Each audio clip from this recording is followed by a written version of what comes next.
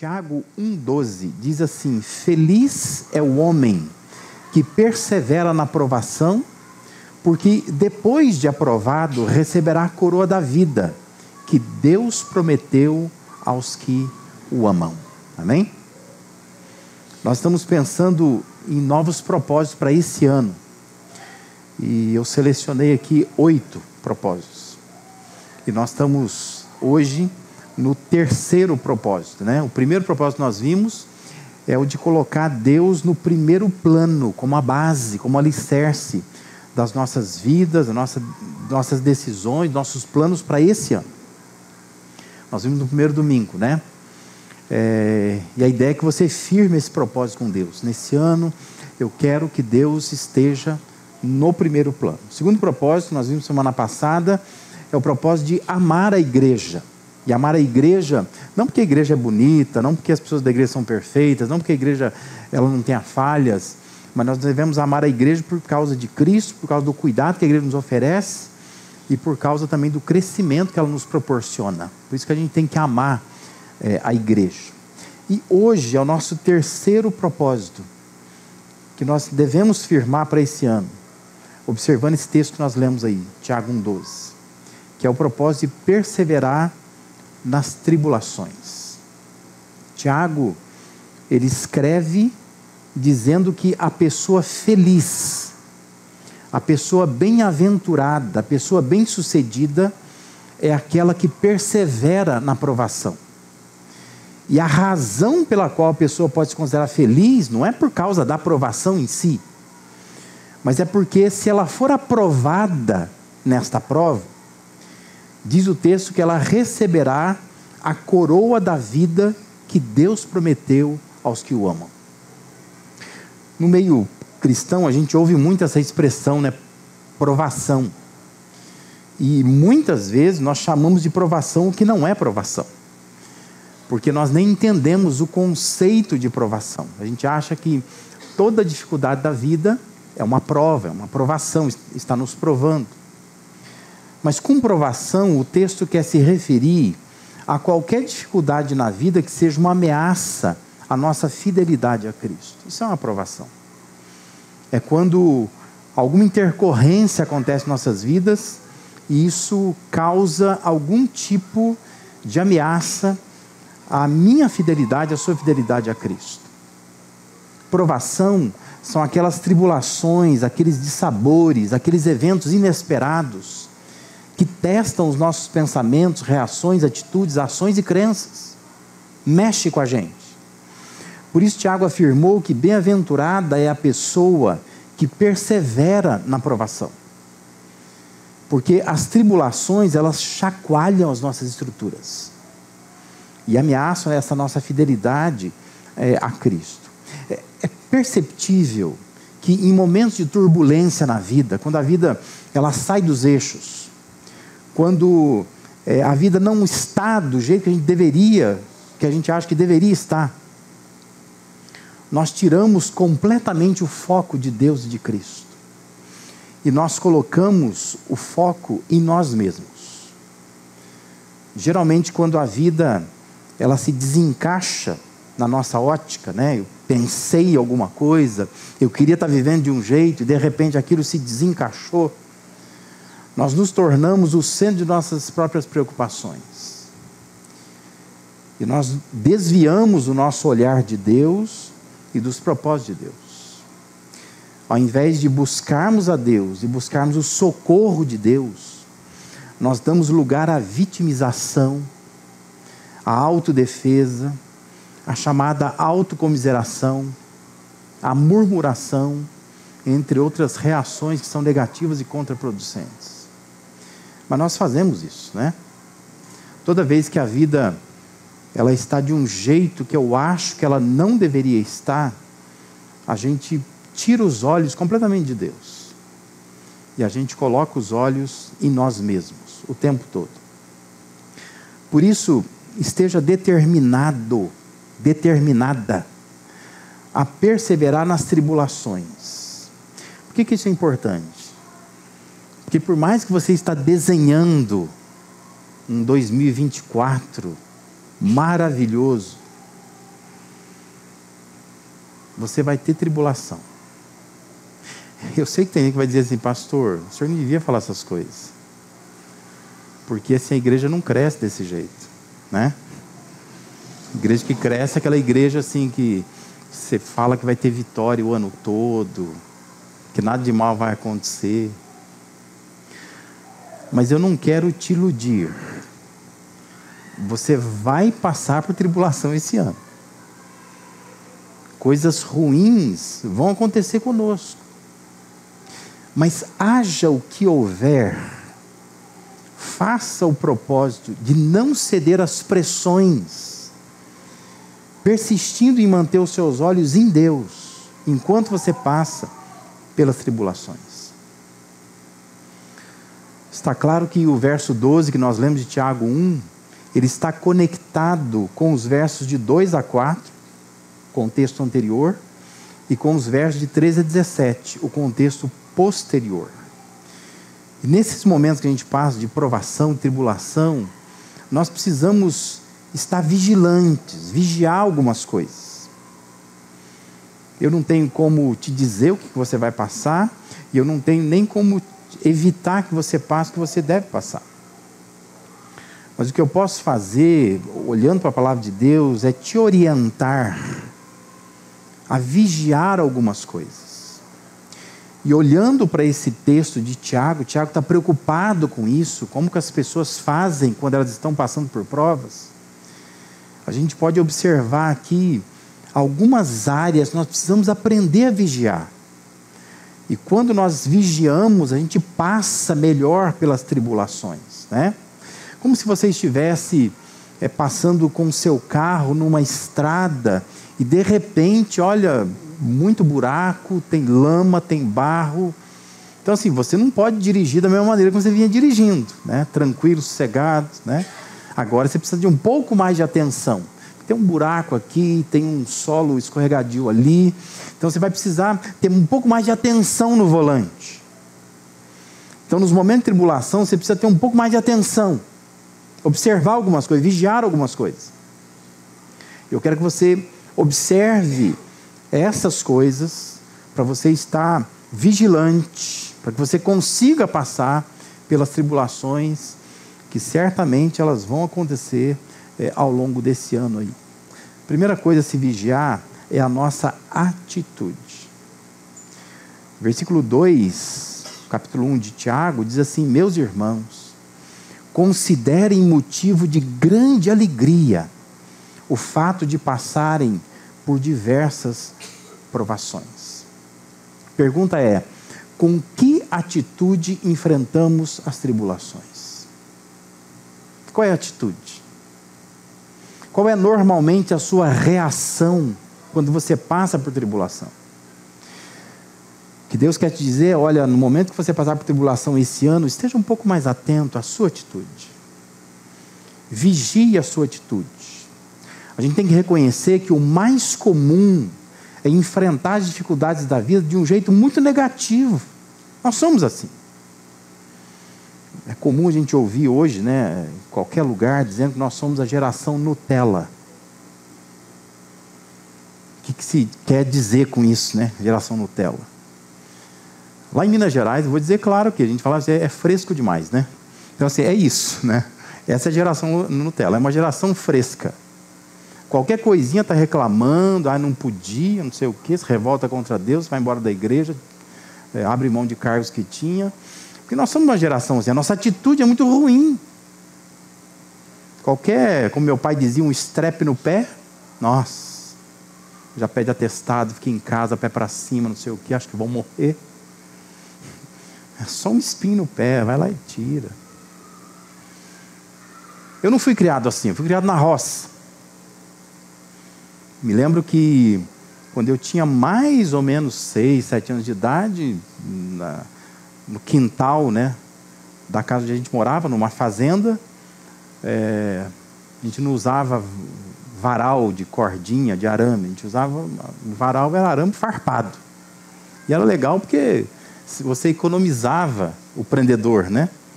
Porque aqueles negocinhos do arame farpado, você ia lá e você pendurava a camiseta, dava um furinho ali, né? Mas o que é um furinho?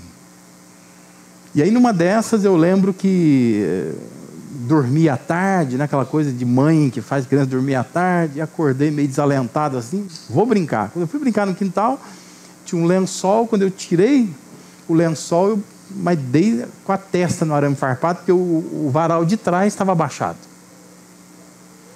Aí deu aquele corte, depois você pode observar, chegar até mim, tem uma cicatriz aqui. O que se fazia naquela época? Sal. Manda sal na tela dos meninos. Abriu uma boca assim, viu, na época lá. Assim, né? Negócio feio. Cabeça sai muito sangue, bota sal, marra um pano na cabeça do menino, 10 dias, acabou. 10 dias pode tirar o pano que tem uma casquinha lá. Se não mexer, não inflama, vai bem. A gente era criado assim, né? A gente tinha mais robustez para enfrentar os problemas, né? E hoje em dia nós somos essa geração muito Nutella. A gente assim enfrenta o sofrimento de uma maneira muito negativa. Qualquer coisinha a gente se chateia, se esbarra, se aborrece. A gente tem uma maneira muito negativa mesmo de reagir ao sofrimento. Por isso que há um desafio no texto, chamando o cristão para uma reação fora do comum, uma reação extraordinária. Ele diz, olha, quando você passar por provação, passe com alegria. Fique alegre quando você passar por provação. E essa não é uma orientação cheia de demagogia, sabe? Querendo tão somente manipular os cristãos, tratando com sarcasmo a situação daqueles que estavam passando por realidades muito duras. Não é isso. Quem escreve não está assim, simplesmente fazendo uma ironia. A hora que você sofrer, dá uma risada. Sorria da vida. Não é isso que ele está dizendo. Mas o que ele está escrevendo é um conselho, é uma advertência que leva em consideração que o crente verdadeiro, ele tem condições reais de responder às tribulações com uma atitude positiva, por causa do que Deus fez em sua vida em Cristo. Compreende? Então não é assim alguém que está escrevendo, dizendo assim, olha, eu não sei o que vocês estão passando, mas se for o que você passar, enfrenta com alegria isso aí. Não é um conselho qualquer. É uma advertência reconhecendo que um crente de verdade, ele tem condição de ter alegria quando ele passa por tribulação. Abra sua Bíblia lá em Isaías capítulo 61. Observa lá, versos de 1 a 3 de Isaías 61. O texto fala assim, o Espírito do soberano Senhor está sobre mim, porque o Senhor ungiu-me para levar boas notícias aos pobres. Enviou-me para cuidar dos que estão com o coração quebrantado, anunciar liberdade aos cativos, libertação das trevas aos prisioneiros, para proclamar o ano da bondade do Senhor e o dia da vingança do nosso Deus, para consolar todos os que andam tristes e dar a todos os que choram em Sião uma bela coroa em vez de cinzas, o óleo da alegria em vez de pranto, e um manto de louvor em vez de espírito deprimido. Eles serão chamados carvalhos de justiça, plantio do Senhor, para a manifestação da sua glória. Isaías está apontando para um tempo futuro. E ele está dizendo assim, Deus enviou para proclamar boas novas às pessoas. Ele está dizendo que nesse tempo futuro vai ter consolo, as pessoas que choram, vai transformar isso num motivo de alegria, e vai ter uma reação positiva a tudo que acontece. Agora, pega a sua Bíblia, vai lá para Lucas capítulo 4.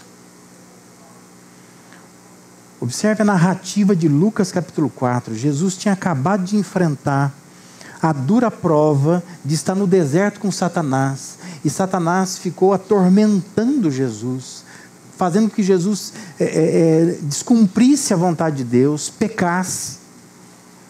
E Lucas descreve o seguinte, lá em Lucas 4, dos versículos 14 até o versículo 21, Diz assim: Jesus voltou para Galiléia no poder do Espírito. E por toda aquela região se espalhou a sua fama. Ensinava nas sinagogas e todos o elogiavam. Ele foi a Nazaré, onde havia sido criado. E no dia de sábado entrou na sinagoga como era de seu costume. E levantou-se para ler. E diz assim: foi-lhe entregue o livro do profeta Isaías. Abriu-o e encontrou o lugar onde está escrito: o Espírito do Senhor está sobre mim, porque Ele me ungiu para pregar boas novas aos pobres. Ele me enviou a proclamar liberdade aos presos e recuperação da vista aos cegos, para libertar os oprimidos e proclamar o ano da graça do Senhor. Aquele texto lá que nós acabamos de ler. Jesus leu Isaías 61. Aí diz que então ele fechou o livro. Ele devolveu ao assistente. E diz que Jesus se assentou. E o texto prossegue dizendo assim: na sinagoga, todos tinham os olhos fitos nele, em Jesus. E ele começou a dizer-lhes: hoje se cumpriu a escritura que vocês acabaram de ouvir. Você entendeu? Quando Isaías 61 diz assim: o Senhor me enviou para fazer tudo aquilo lá, Jesus está dizendo assim: eu sou o enviado. E a partir daqui então vocês têm condição de ter alegria. João 15, nós encontramos Jesus dizendo assim, João 15:11: tenho-lhes dito essas palavras para que a minha alegria esteja em vocês e a alegria de vocês seja completa. Ou seja, depois que Jesus veio e por causa da presença do Espírito Santo na vida do cristão, é perfeitamente possível responder às tribulações com alegria. Por isso que Tiago escreve: vocês têm que ter alegria quando passar por prova. Ele não está dizendo assim: olha, vê aí se você consegue. O que ele está dizendo é: crente de verdade consegue. Porque nós vivemos na era da graça. E Jesus veio para nos dar alegria verdadeira em meio à prova. Agora entenda que alegria não é achar a dificuldade divertida, não é isso. Alegria não é achar graça quando a gente está passando dificuldade. Mas alegria é um estado da alma. Alegria é a presença do Espírito Santo na vida de um cristão verdadeiro, manifestando o seu fruto. Lembra que Paulo escreveu aos Gálatas: mas o fruto do Espírito é amor. O segundo gomo do fruto é alegria. Ele ainda diz que é paz, é paciência, é amabilidade, é bondade, fidelidade, mansidão, domínio próprio. Contra essas coisas, Paulo diz: não há lei. Então entenda uma coisa: na hora que você estiver em tribulação ao longo desse ano, faça um propósito: eu vou perseverar na tribulação. E eu vou perseverar com a atitude correta. Eu vou ter alegria. E talvez antes de pedir a Deus: Deus, tira as tribulações da minha vida, você deveria pedir a Deus: Deus, manifesta o fruto do teu Espírito na minha vida, que é a alegria. Porque a alegria é um estado de alma. Quando, apesar do mundo estar sendo derrubado à minha volta, aqui dentro está tudo bem. Porque eu confio que Deus está no controle de tudo. Por isso que Tiago diz: tende por motivo de toda alegria quando você passar por tribulação. Passe por tribulação com atitude correta, com alegria, mantendo-se de pé, não se deixando abater, apesar das lutas que talvez você venha enfrentar ao longo desse ano.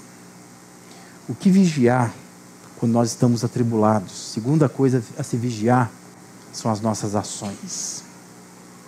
Versículo 3, Tiago escreve assim: pois vocês sabem que a prova da sua fé produz perseverança. Perseverança é manter-se no mesmo ritmo em que você estava quando surgiu algo inesperado. Imagina assim.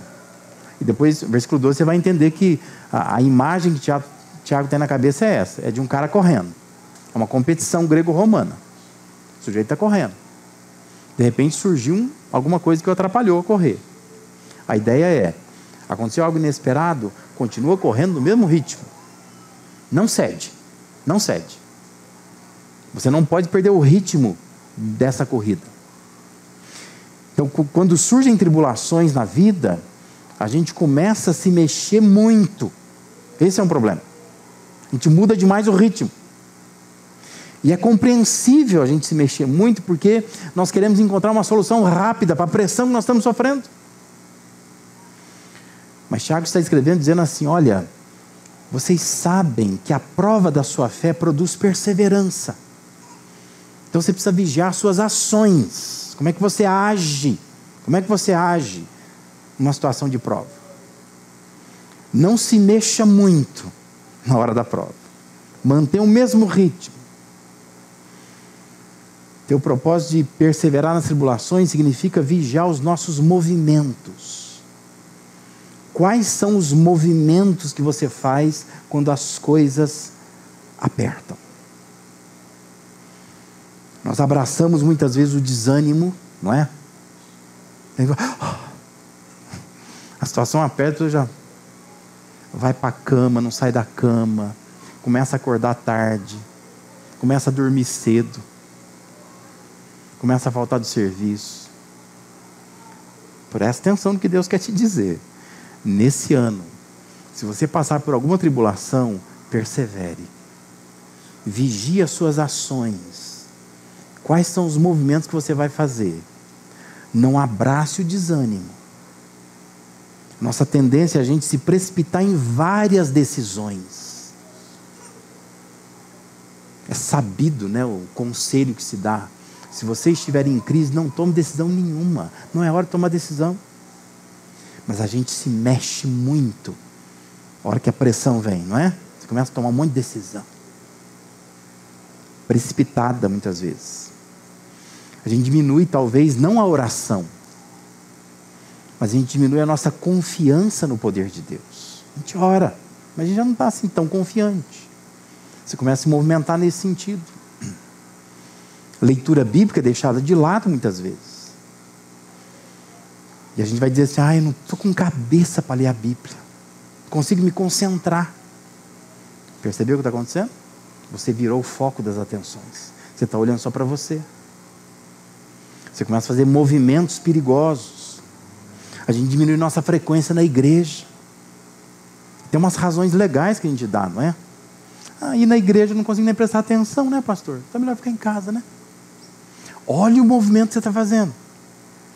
A vida está te pressionando e você começa a fazer uns movimentos perigosos. A gente começa a deixar funções na igreja. Eu estou fazendo isso, mas eu não posso fazer mais. Ficava na porta, já não posso ficar mais. Trabalhava com as crianças, não posso. Eu tocava na igreja, não posso mais. Porque eu estou vivendo um momento difícil na minha vida. Olha os movimentos que você está fazendo. Presta atenção. A prova da fé é para produzir perseverança. A prova da fé é para fortalecer sua capacidade de permanecer debaixo de pressão. Por isso, observe esses movimentos que você faz quando as coisas não andam bem. Porque Deus quer que você persevere. Porque a prova da fé produz perseverança. Se você começa a ter ações, movimentos que são perigosos, isso só vai piorar a situação. Isso só piora. Logo após afirmar que feliz é o homem que persevera na provação, Tiago escreveu assim, lá no versículo 13: quando alguém for tentado, jamais deverá dizer, estou sendo tentado por Deus. Pois Deus não pode ser tentado pelo mal, e a ninguém tenta. Cada um, porém, é tentado pela própria cobiça, sendo por esta arrastado e seduzido. Então a cobiça, tendo engravidado, dá à luz o pecado, e o pecado, após ter se consumado, gera a morte. Entenda uma coisa, toda tribulação traz consigo a possibilidade de uma ação errada da parte de quem é provado. Porque às vezes Deus quer provar você mesmo, Deus quer colocar uma situação na sua vida para provar a sua perseverança. Só que junto com isso, nasce dentro de nós uma tendência, uma inclinação para o mal. Por isso, cada dificuldade externa carrega uma tentação interna de levar a pessoa a pecar. Sabe por quê?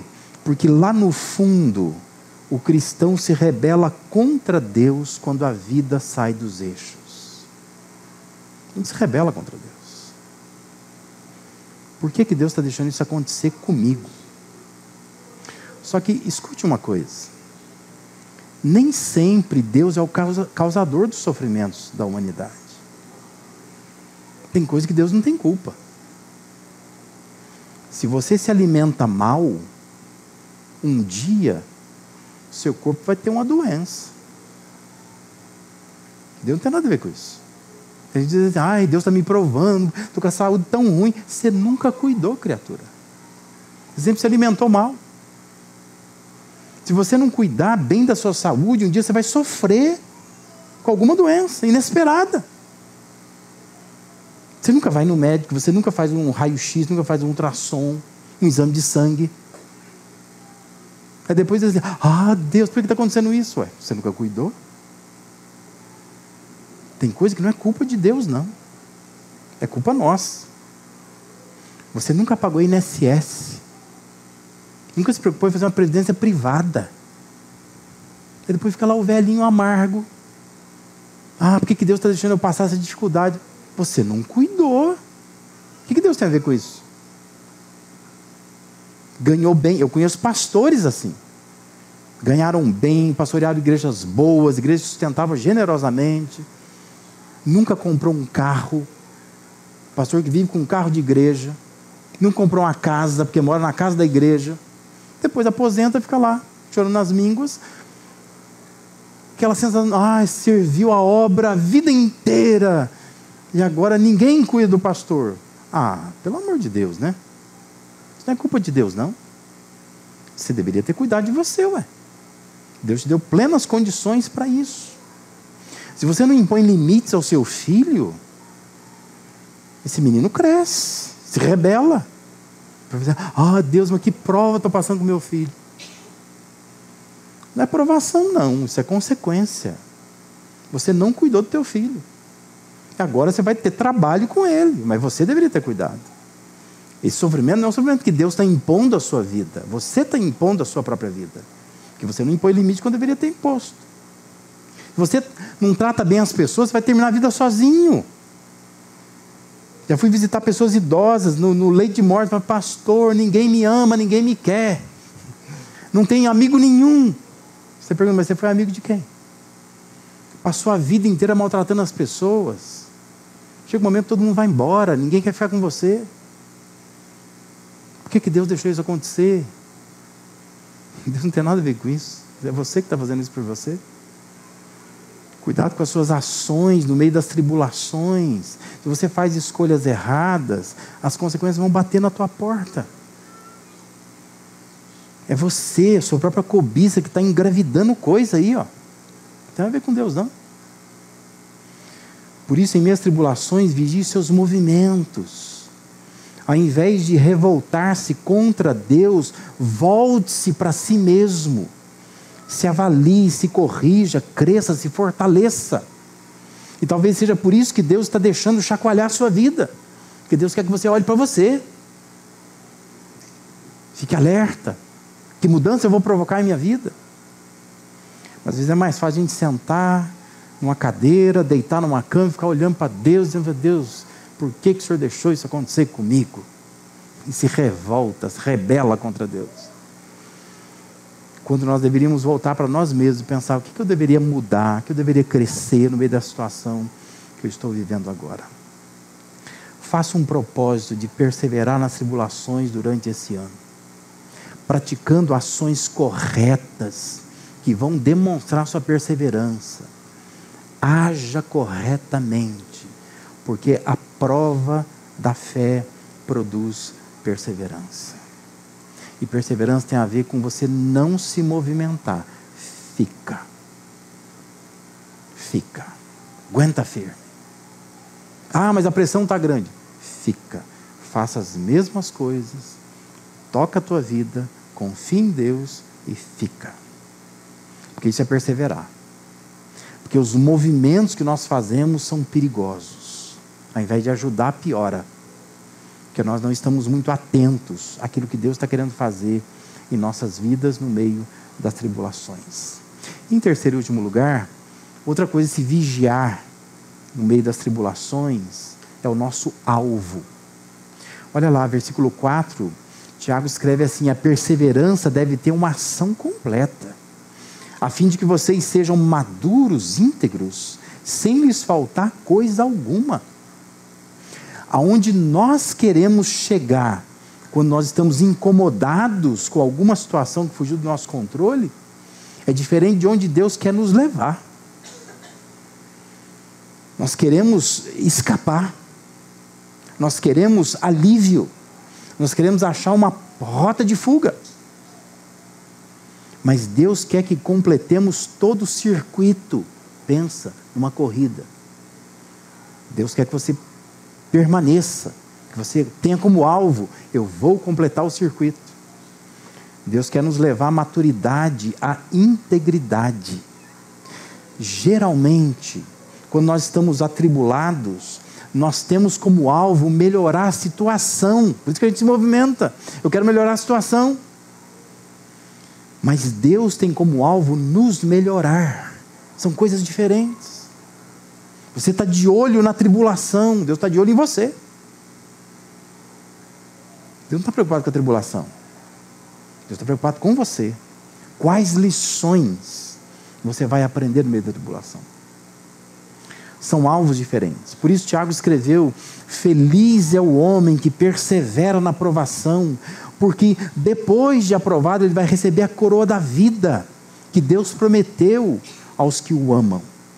A gente pensa em uma coroa na cabeça, pensando assim, uma coroa de um metal caro, raro, talvez cravado de pedras lindas, preciosas, como que colocando na cabeça de um rei, de uma rainha. Mas na cultura greco-romana, eles não estão pensando nisso. Sabe o que eles estão pensando? Eles estão pensando numa coroa de flores, um galho de árvore, que era a coroa colocada na cabeça de um atleta, quando ele chegava ao fim de uma competição. A gente já fica interessado na preciosidade da coroa. Deus não está dizendo isso. Deus está dizendo assim, que você tem que ter como alvo é chegar ao final da corrida e entender assim que Deus reconhece que você chegou ao fim. É obter a aprovação de Deus ao final da vida. É poder ouvir Deus dizer: servo bom e fiel, entra no gozo do teu Senhor. O cristão verdadeiro tem esse alvo. Ele quer agradar a Deus. Ele quer ver Deus ao final da corrida. E ver Deus lá o recebendo, dizendo: entra no gozo do teu Senhor. Ele não está preocupado com as coisas dessa vida. Ele está preocupado para onde ele vai quando esta vida terminar. Por isso, nossas reações em meio às tribulações revelam a quem nós amamos de verdade. Porque é isso que muitas vezes a tribulação revela. Quem que a gente ama? Às vezes a gente se ama demais. Nós não amamos de fato a Deus. Nosso alvo não é esse. Faça um propósito de perseverar nas tribulações durante esse ano, aceitando que o alvo de Deus é te tornar uma pessoa madura e íntegra. Deus está mais preocupado em te melhorar do que melhorar as suas circunstâncias de vida. E por isso que Deus deixa a nossa vida ser atribulada. Ele está te aguardando no final da corrida, para te dar a coroa que te faz viver com Ele eternamente. O importante nem é a coroa, o importante é que Ele está lá. Ele que te coroa, Ele que te recebe, e Ele quer te ver lá. Por isso, firme esse propósito, haja o que houver, persevere nas tribulações. Persevere vigiando sua atitude, vigiando suas ações, seus movimentos, vigiando o seu alvo, a sua meta. Quando a gente espreme uma laranja, o que sai de dentro dela? Suco da laranja. Se você espreme uma laranja, a laranja é boa, o que sai de dentro dela é um suco bom. Mas se dentro da laranja tiver bicho, tiver podre, quando espreme, o que sai de lá é podridão, é coisa ruim. Minha pergunta é, o que sai de você quando a vida te espreme? O que sai? Quando a vida espremeu José do Egito, saiu dele excelência. Porque dentro dele tinha um coração excelente. Quando a vida espremeu Jó, saiu dele paciência. Porque ele tinha dentro de si paciência. Quando a vida pegou Jesus e espremeu, saiu dele perdão. Porque dentro dele tinha perdão. Ele disse na cruz, Pai, perdoa-lhes, eles não sabem o que fazem. Quando a vida te espreme, o que sai de você? O que brota de dentro de você? As provações só revelam o que está dentro de nós. Por isso Deus quer que você faça um firme propósito nesta noite. Eu vou perseverar nas tribulações durante esse ano. Porque eu quero que saia de mim coisa boa. Eu preciso vigiar minha atitude. Eu preciso vigiar minhas ações. Eu preciso vigiar qual é o meu alvo. Onde eu quero chegar. Porque aonde Deus quer me levar, geralmente não é onde você quer chegar. Mas o alvo de Deus é bem melhor do que os destinos que nós estamos traçando para nós mesmos. Por isso, ore nesse momento, coloque sua vida diante do Senhor. Talvez você já esteja passando por tribulação, talvez você já passou por tribulação nesses primeiros 20 dias do ano. Mas é hora de corrigir a rota, de dizer para Deus, Deus, a vida já está me espremendo, mas eu quero que saia de dentro de mim coisa boa. Porque se a vida me espremer e sair de dentro de mim coisa ruim, eu não vou glorificar o nome de Deus. Isso vai revelar quem eu sou apenas. Quando a vida te espreme, você só murmura, você só se afasta de Deus, você só para de ler a Bíblia, para de orar, se desanima. É o que tem dentro de você. Não permita que isso aconteça. Deixe sair de você excelência, paciência, amor, perdão. Porque Deus está te espremendo. A vida está te espremendo. Para que dentro de você saia coisas que glorifiquem ao nome de Deus. Persevere. Faça esse propósito. Esse ano, haja o que houver, eu vou perseverar. Eu não vou perder o ritmo da minha corrida. Eu vou permanecer. Porque eu sei que é só uma prova que está ameaçando a minha fidelidade a Cristo. Mas eu vou continuar olhando para Ele. Vou ficar na direção dEle. Porque eu sei que lá no final da corrida tem um Deus que me reconhece, que me recebe e me diz, entra para o gozo do teu Senhor. Amém?